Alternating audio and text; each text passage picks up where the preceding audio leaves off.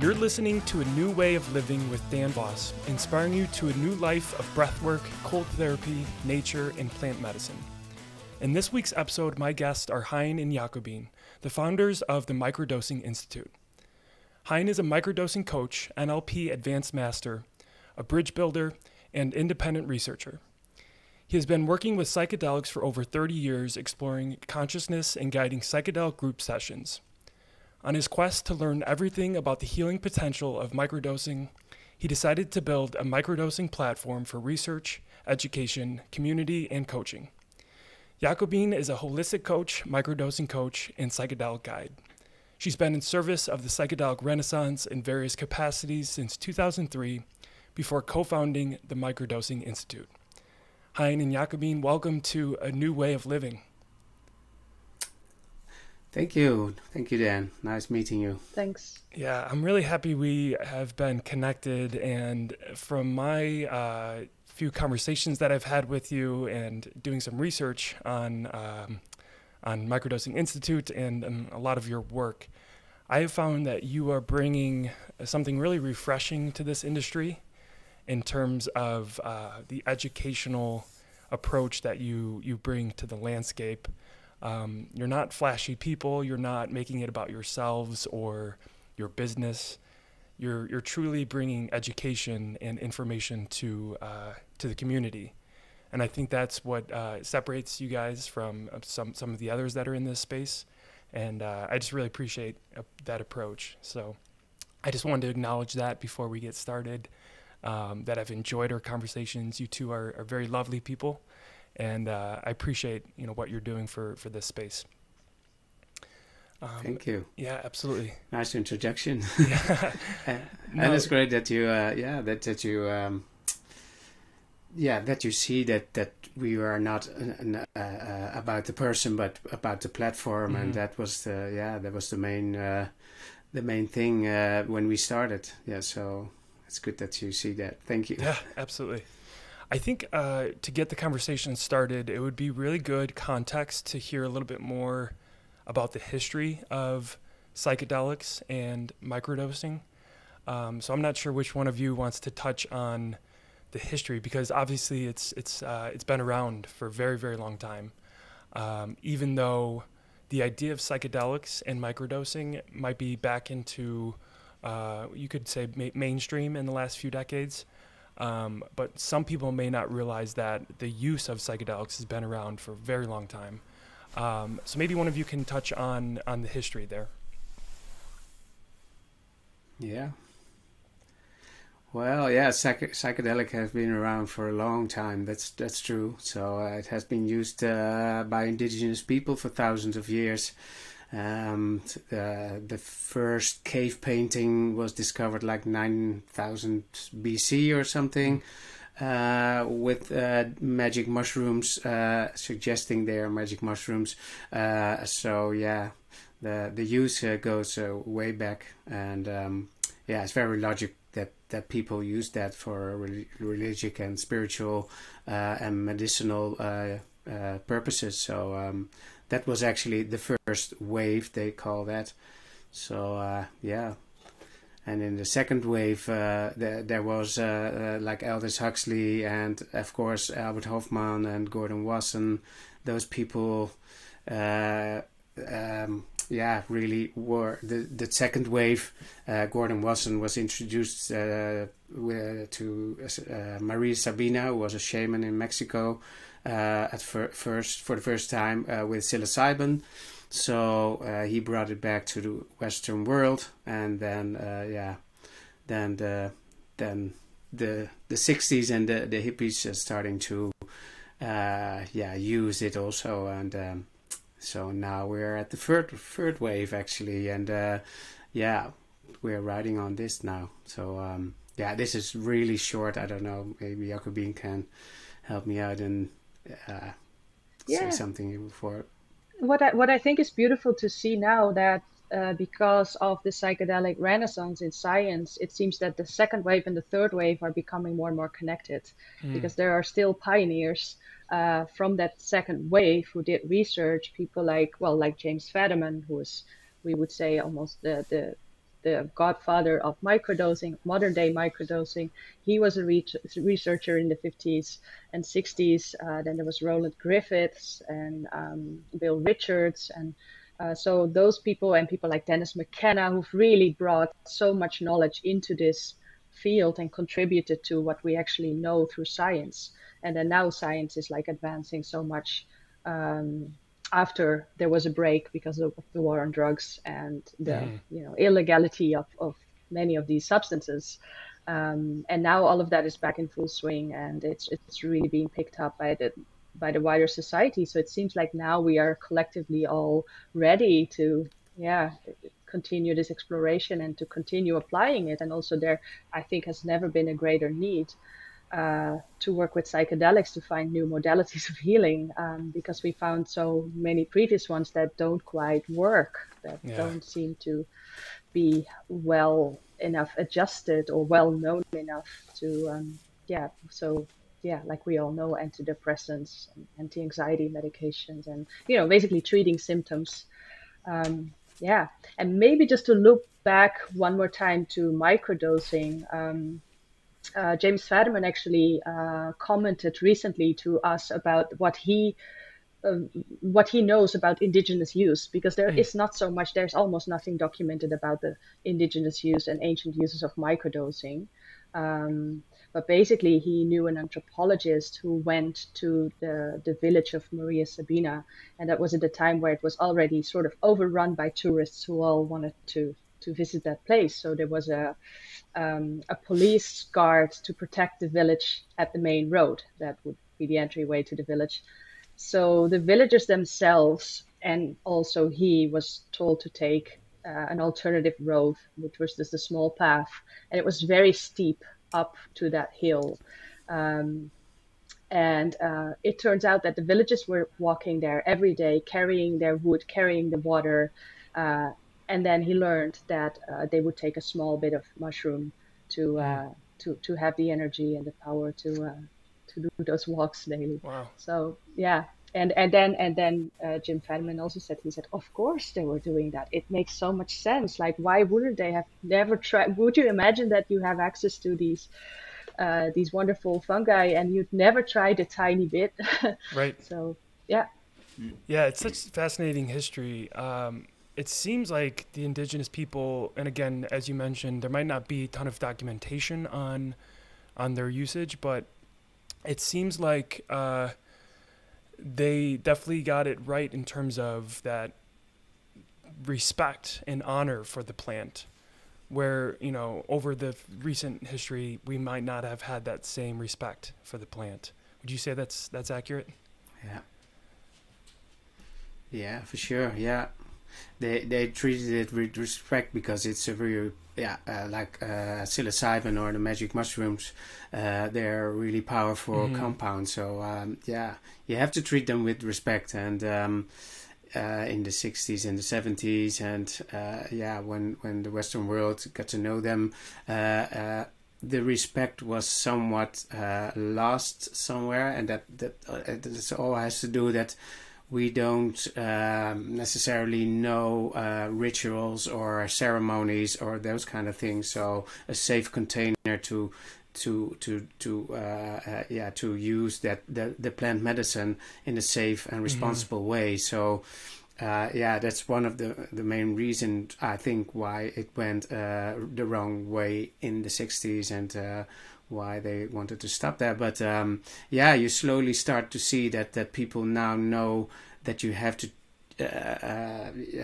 treat it with respect and do your research before you use them. And so it's not for everyone. So now people slowly starting to realize that. And especially with microdosing, you see that people do their research and before they start. So that's good to see. And you see more and more retreats and ceremonies. Of course, in the Netherlands, where the truffles are legal, we have a lot of retreats here. Of course, in the States also, I believe. But we can talk more openly about it, so we know those people, and that's a good thing that you. Yeah, people, and we all are also now more open to to new ways or new perspectives that were not necessarily our own. And especially, I think when it comes to psychedelic use, uh, there wasn't a tradition in the Western world that we didn't have a good example or so. So I think we're now like open to, yeah, connect to those ancient uses and see what's in there. And I think we call it neo shamanism, but it's important that it doesn't become appropriation, but Mm-hmm. somehow it ties into something that's lacking in our society in terms of ritual and adding meaning to things. And so, yeah, we've been so long just ingesting stuff and just, I think, putting ourselves at the top of the food chain and see how things act on us. And actually, no, it's like all interconnected. So also your intention plays a role. And yeah, Yeah. you engage in a relationship with this substance and also with the people around you if you're doing this together. And you also tap into, I think, a wider circle of those who have been using it and those who use it. And Mm. it looks like now slowly but gradually we start to see that there's actually a lot more going on Yeah. than just you taking that tiny bit of mushroom. Yeah. I want to get further into some of the research and how far we've come over the last decade or so. But Jakobien, I want to comment on something you just mentioned, that you end up engaging in a relationship with this substance. Can you tell us more about that, what you mean by that, for someone that's listening that hasn't had a psychedelic experience or they don't have experience with microdosing? What does that feel like when you engage in a relationship with a plant or a substance? Yeah, beautiful question actually. It is hard to describe what that is, what that means, because there's all these things that we take for granted when it comes to our normal daily food. Like, what is your relationship to bread? What is your Mm. relationship to coffee? Mm-hmm. It goes for any substance. Like, what does it? I think it starts with the question, what does it mean to me to take this? What is my motivation? Mm. What am I hoping to get out of it? And is that realistic? Is that something I can indeed get out of this substance? And uh, also, what is my own role and my own part in that? Yeah. So that is, I think, where the relationship starts. Like, what's the motivation and the intention? And then it's like getting to know one another. So so Yeah. just like with coffee, the first time you drink coffee, you might not like it. You might be like, oh, what's this doing to my system? Oh, maybe it's a bit of a shock. But then you gradually start to get used to it, and you start to find out like what's the best time of the day to take this, and Mm-hmm. do I combine it with other things, or do I take it on an empty stomach, and how do I react? So yeah, it's a lot of self-observation, and this is what we, in our coachings and in Yeah. our community work and educational work, this is probably the main thing. Yeah. Yeah. Yeah. For me, the relationship is like having a very old friend you look up to or you learn from, like a mentor or something. So my relationship with psilocybin, for instance, or with LSD is really a little bit like that. If I now feel like talking about relationships, that it's like a teacher, like they call it, they don't call it not for nothing, the plant teacher.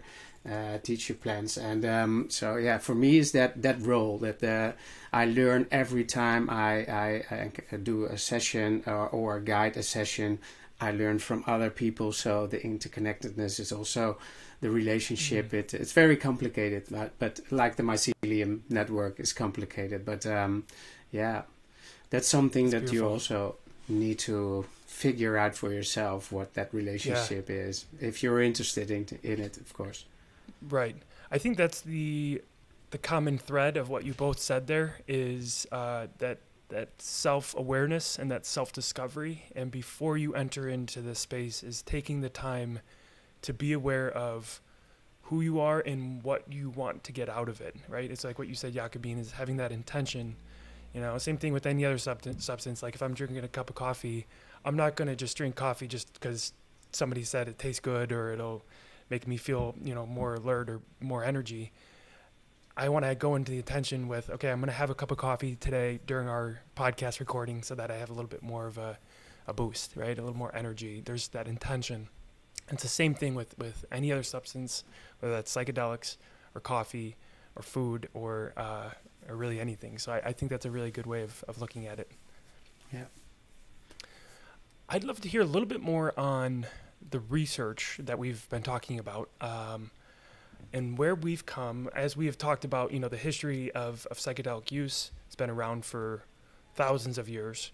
And then, you were talking about, Hein, the different waves and how around the 60s we went into, that second wave. And it almost seems like we had a decade or two, or even longer, maybe 30 years, where we had this gap of, lack of research.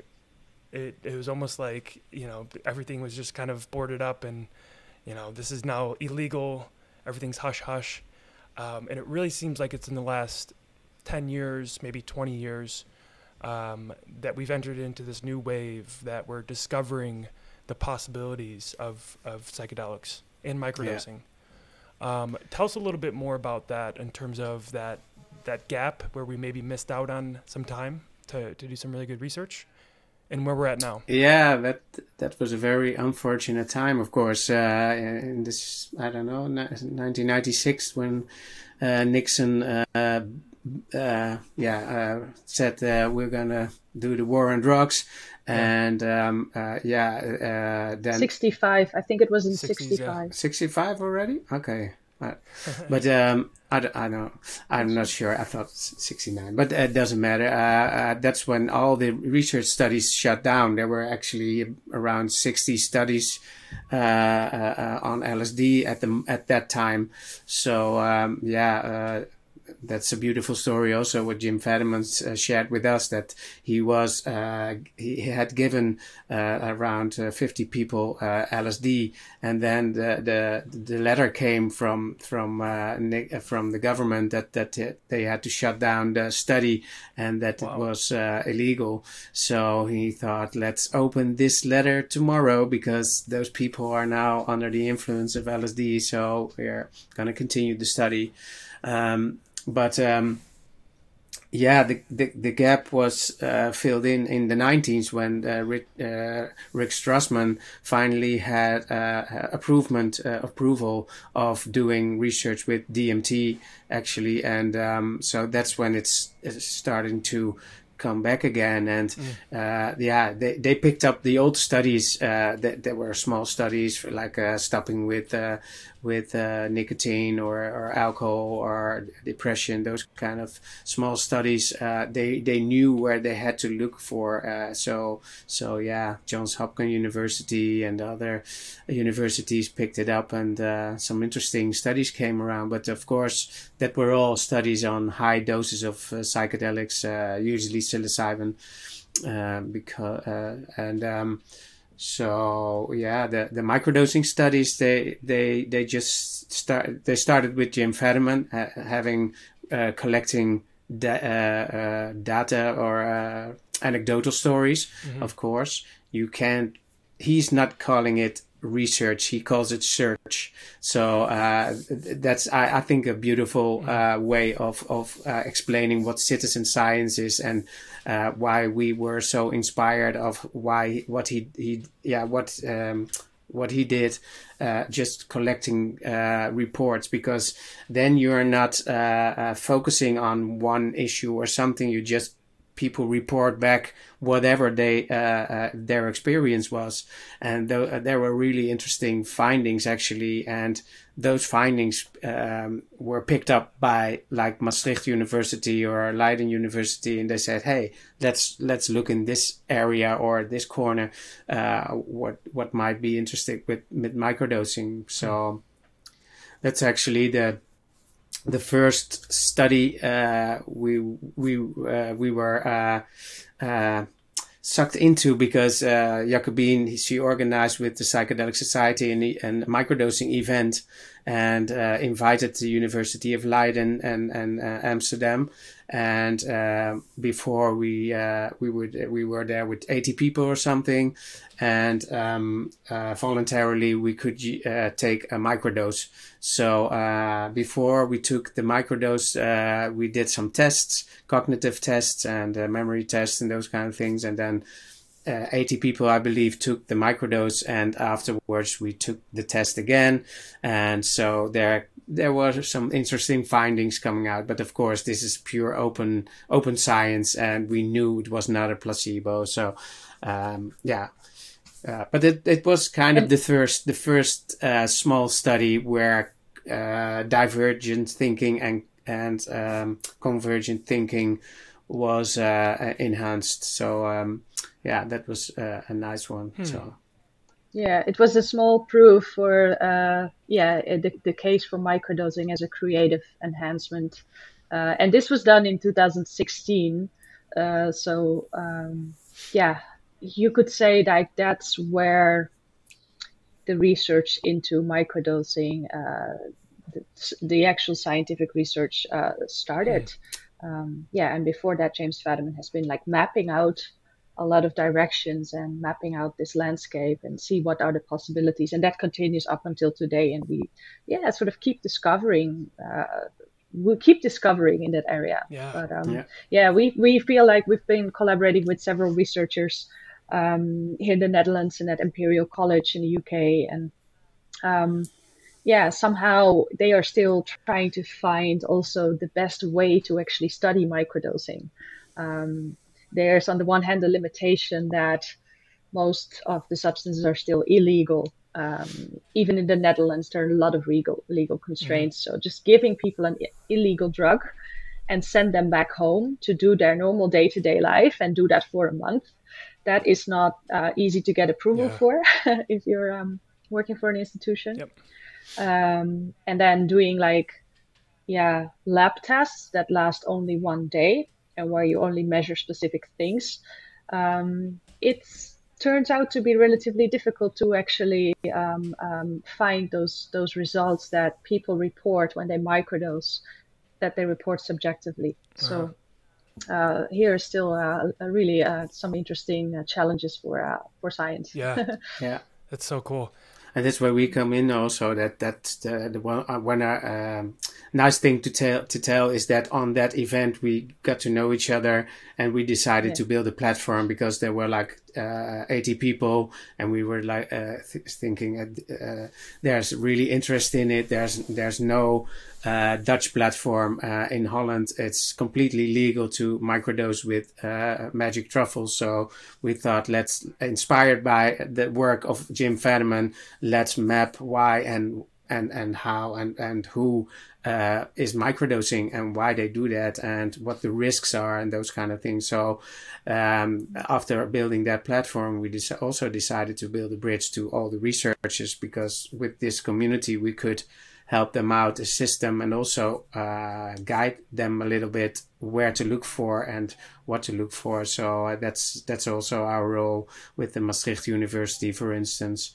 who is now leading in conducting a lot of research, microdosing research. For instance, now the ADHD microdosing study, and a study for women and mood and cognition.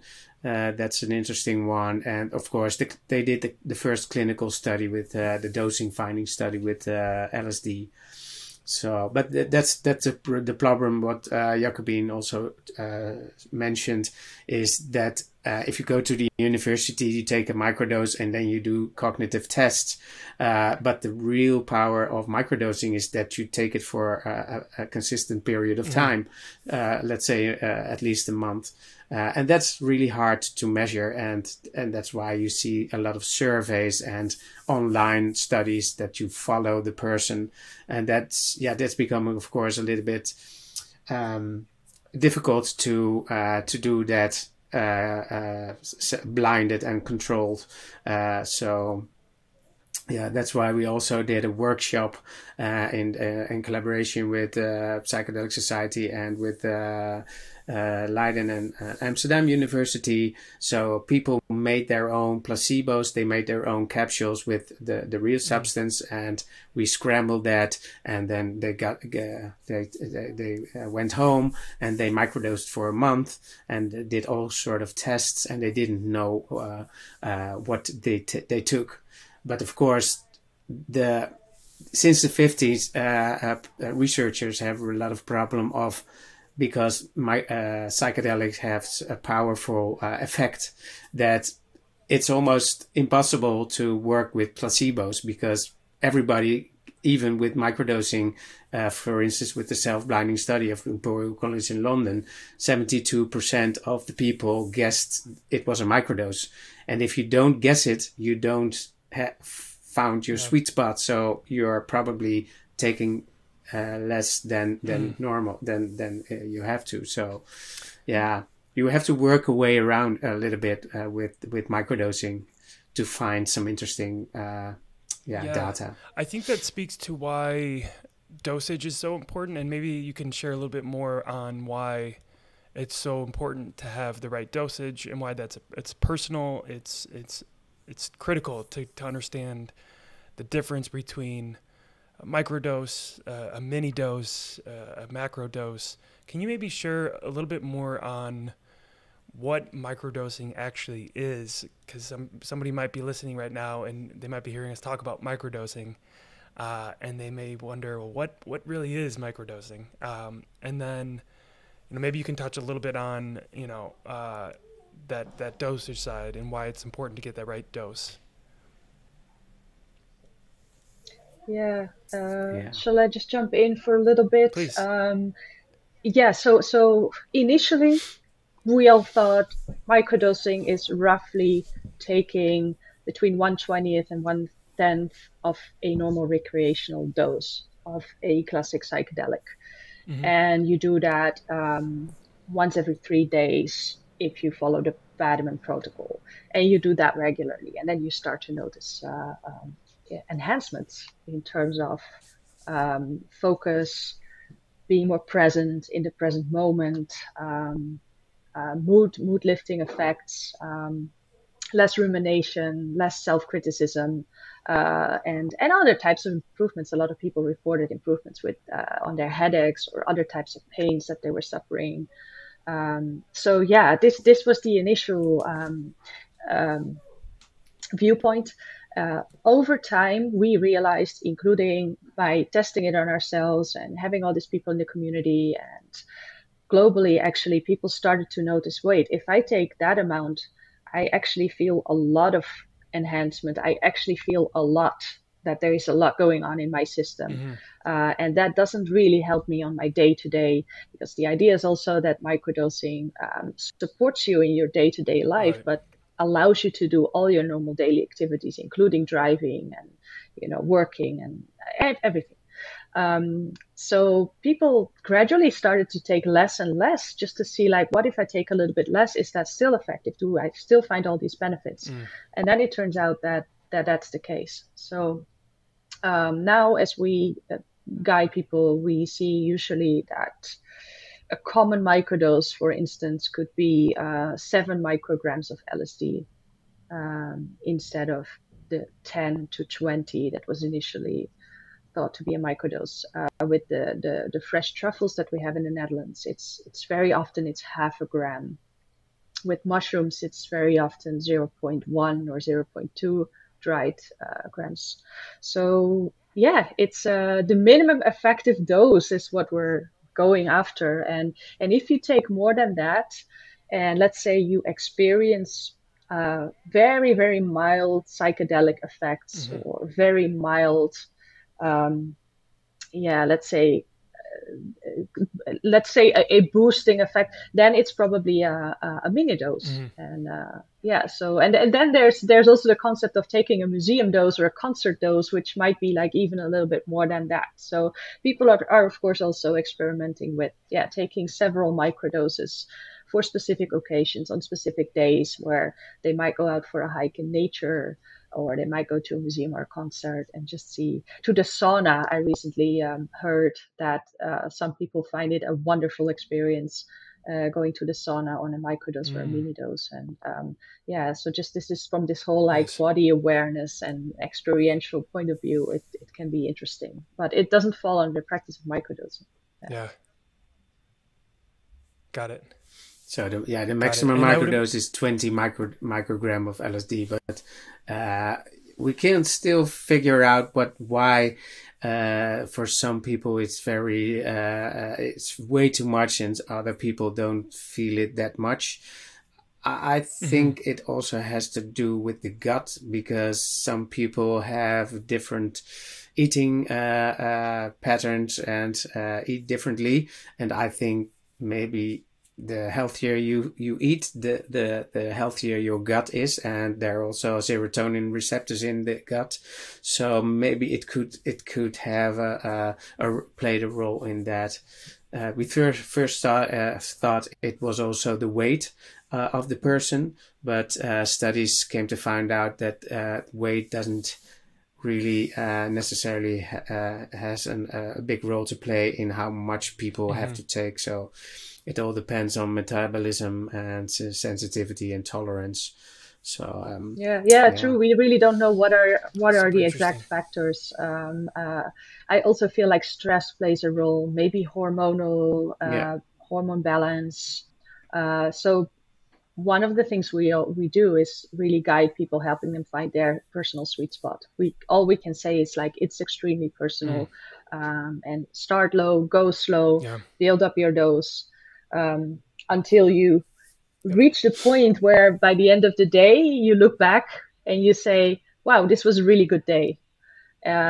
I didn't feel anything in particular. I wasn't euphoric all the time, but I just had this really good feeling of being really comfortable in my own skin and being in a nice flow. And then that might be your sweet spot. Yeah, that's beautiful. Yeah, I want to touch on some of the benefits a little bit further. I know you've talked about improved focus and mental clarity and productivity and maybe, boost your mood. What other benefits are people seeing from microdosing, whether it's emotional impact or healing trauma? Can you touch on some of the other benefits that people are seeing? Yeah, a lot of people are looking for alternatives for antidepressants or other Western medication. So we see in our Facebook community with over 5,000 members, we see a lot of people microdosing to how do you call it? To ease their depression or burnout.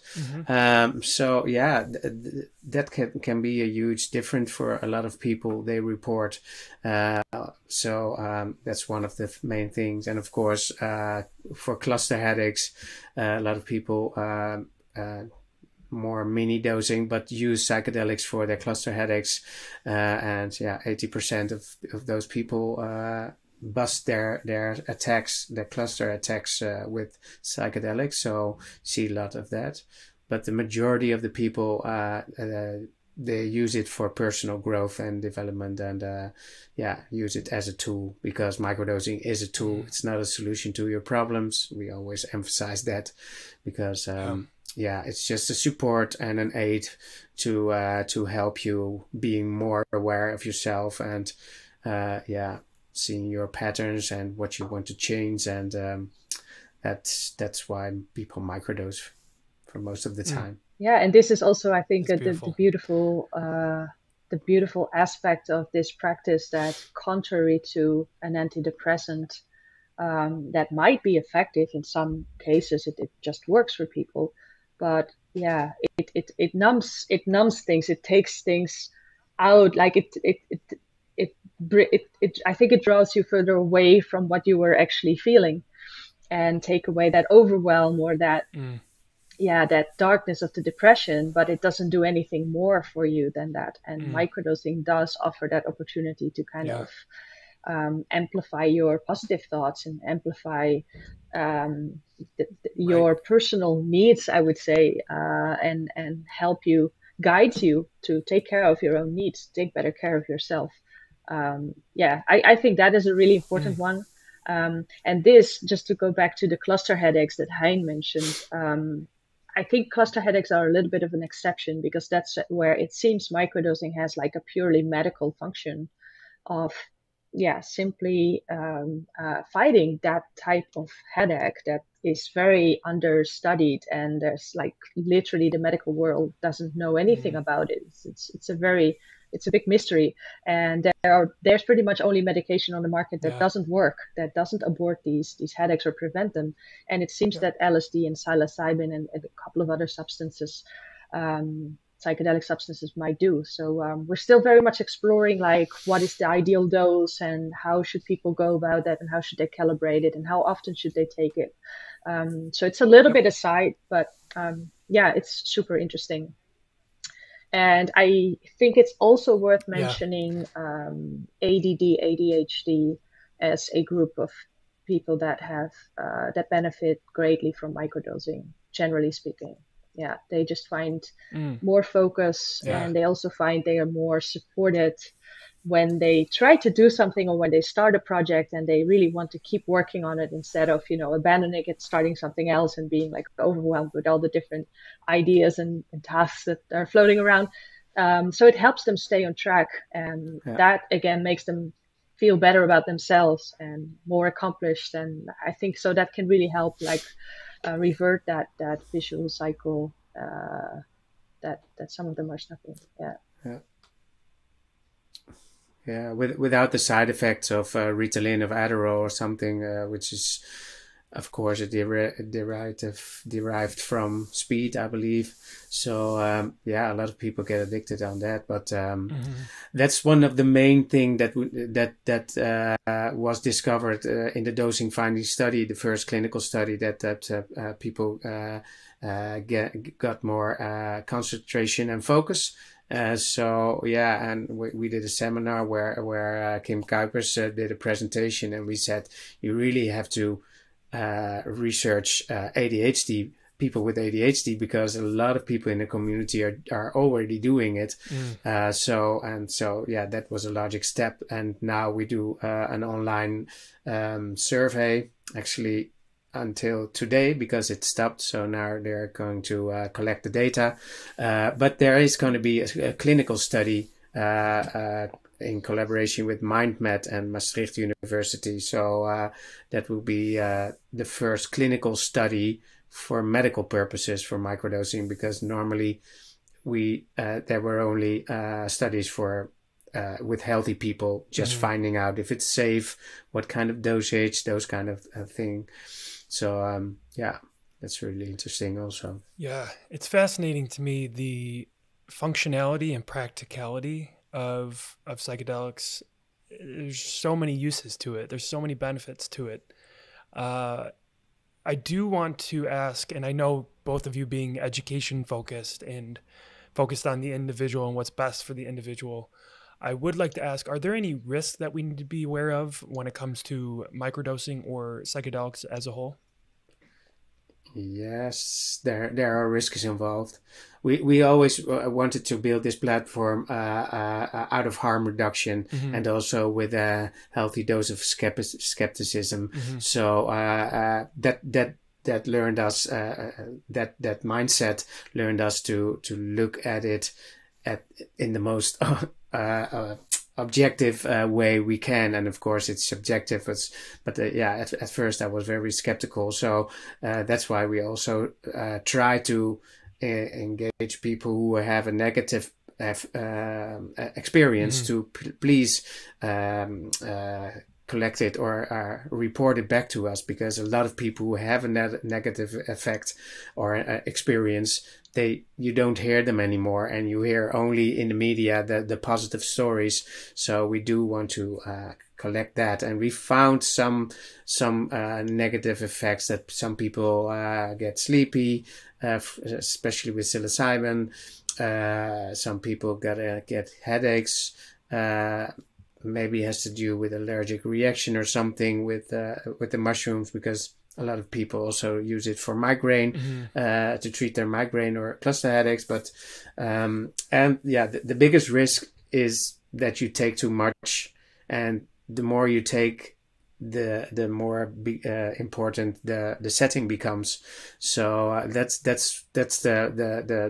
biggest risks we hear a lot. So that's also why we always say don't experiment with different doses if you have to work or have obligations. So only experiment on a day off when you don't have obligations, you don't want to drive. Just go into nature, and then you can experiment to find your ideal dose. And in a lot of countries it's illegal, so that's also one of the risks that people report. Is like, okay, I don't know, I bought it from a dealer and I don't know what it was, and sometimes it's no good, or so those kind of risks. But yeah, you can count on one hand the real risks of microdosing. We've been collecting data since 2017, and we can now say it's really safe to use. Actually, there's there is problems or something. No, well, there is. I would say, just to make this whole story complete, if you have a sensitivity to psychosis, we don't recommend microdosing. We don't recommend psychedelic use at all, because it might trigger. What is the other one? If you're taking lithium, because lithium seems to is actually toxic, and it seemed to have not a favorable interaction with microdosing. And then probably the other thing would be strong tramadol also. So those two medications. There are also a number of medications that nobody has ever tried in combination with microdosing. So in that case, it's also like, if you want to be safe, don't combine it, or at least not on the days that you're taking this medication and it's active inside your body. And then I think there's the category of severe anxiety or a personal crisis, or if you are in grieving, that your emotions might be like already so like heightened up, and then psychedelics are non-specific amplifiers. So even in a microdose, or what you think may be a microdose for you, you haven't found your sweet spot yet, it might amplify all of that, and you will feel actually worse than you did before microdosing. So there are some cases, and we get people in our coachings who are going through a really rough time, or who are, let's say, their nervous system is like out of control and they're in fight or flight mode constantly. Then it's like the microdosing is not going to help you get out of this, and you probably need some extra support. So we do refer people then to a somatic therapy, or somatic experiencing is a really good example that could help in the natural way to balance your system again, and make you feel balanced again. And then maybe microdosing would be more, then it would be an appropriate time to start doing that. Yeah. Sure.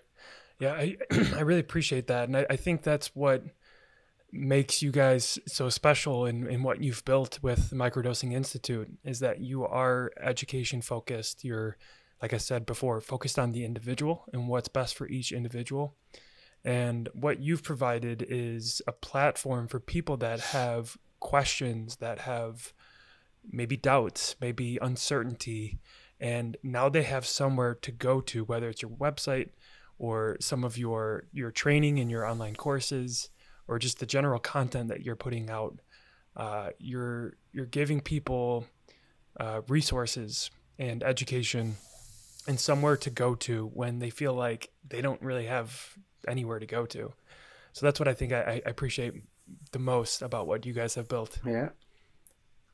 Thank you. Yeah, we also always wanted to give the most realistic viewpoint, because at first, when I started to research microdosing in 2016, then I encountered all those articles from Silicon Valley and all those benefits, and I collected 26 benefits, and I was like, okay, this is the miracle cure, and I was really skeptical, because I've been working with psychedelics for 30 years, and only with high doses, so I thought, that it can be that all those benefits are for everybody. So let's find out, of course. That's why I started to experiment for myself. But I slowly started to feel like an inner revolution into myself. Like, okay, I was more aware. I could integrate the insights that I had from higher doses. And Yeah, to come back about the platform, it's really community based, and really that yeah, we collect the data from the people and for the people, and yeah, that's most important. Yeah, and we also see this tremendous willingness, and I think this was also in the very early days when we, were just brainstorming about starting this website and this platform, that we said we need to make sure that people can exchange their information with each other, their experiences, and that they become peer support to one another. So, and that we also really see it happening. People are so engaged, and especially if microdosing worked so extremely well for you, then you really want to spread that knowledge and assist others who are still, finding their sweet spot or having some questions or doubts. So yeah, it's a really beautiful thing. And then we jokingly call it the Mycelium Network, just the way in which mycelium grows underground, but all the trees are connected to it. So it's like, the internet of the earth, of planet Earth. Yeah. So this really cool. really aligns with our, wider vision of how we hope to see the world and people work together someday. Yeah, I love that. And speaking of the community, we recently celebrated International Microdosing Day. I know you guys had the chance to speak to James Fadiman on that day. What does World Microdosing Day, that celebration, what does that mean for the community? Yeah, we wanted to launch that because, of course, honor the pioneers of microdosing, James Fadiman, of course, and other researchers as well. Paul Stamets, the famous mycologist who developed a hypothesis of stacking with psilocybin, lion's mane, and niacin. But all the researchers, we wanted to honor them, but also end the stigma.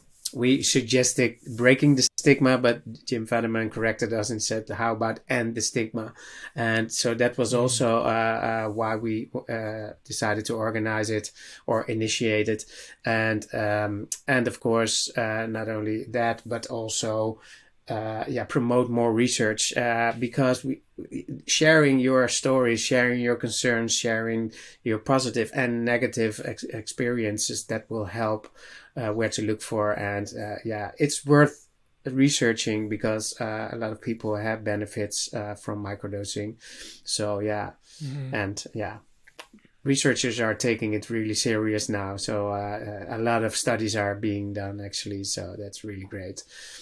Yeah. Lots of people don't really have a place to go with, they want to improve themselves. They are struggling with things, but they don't feel that they can go to the regular healthcare. They don't know the right kind of therapist. But then that you can tap into a network of people who are well informed on this, who have their own experience of sometimes many years, connected to the research that is now all happening and unfolding. So this is really, it's covering a need. And so we also just want to bring the word out and grow this community in its entirety so that just more people can benefit from it. And we feel it's a shift in society that is really happening on a big scale already, with the reevaluation of psychedelics, and also just this whole opening up from very renowned psychologists and psychiatrists and neuroscience. Like you see now, there are several associations for psychedelic medicine for professionals and licensed professionals. So that is all opening up. But it is going to take time before this really becomes like available and before it becomes really 100% accepted. So in the meantime, we feel that people can benefit from it. We know now that it's largely safe, and we know how to use it and how to do it and reduce harm. So let's see who can benefit from taking this opportunity. And that's beautiful. Before I get to my last question, where can people learn more about Microdosing Institute? I know you have a website, you're on social media, you mentioned the Facebook group. For those that are listening that want to further this conversation, where can they head over to? Definitely. Our website, microdosinginstitute.com, is a good place to start. We have lots of information there online in terms of a written guide. Also in terms of an online course that basically teaches you how to microdose with videos on your own pace and take away any of that initial, anxiety and questions and all the like how to approach this feeling at the beginning. And we are there to support people throughout that whole journey. So we also offer a monthly online meetup, which is also very much a form of peer support. And we have a Facebook group that is free and available. You can just join it.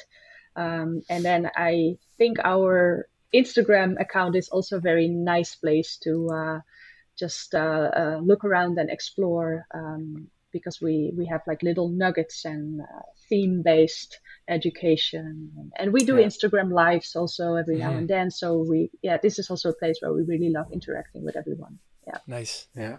That's awesome. Yeah, it's good to mention that the free support group we have every month, that is really not effective. Of course, group therapy has shown that people benefit from that if you have group therapy. But this is like sharing your story online on Zoom, and like people from Australia, Costa Rica, the States, Holland.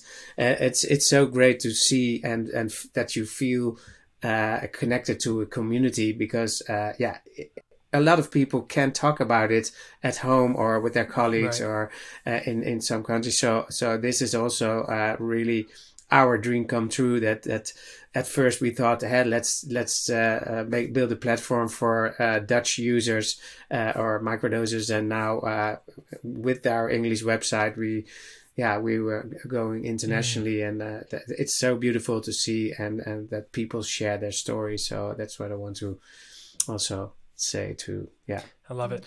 I love what you guys have It's built. always like very humbling, and people react to this in a really beautiful way. So it's like they didn't expect that this was going to be effective. They thought I just come in and I just listen in and see what others have to say, and maybe I take away a few tips here or there.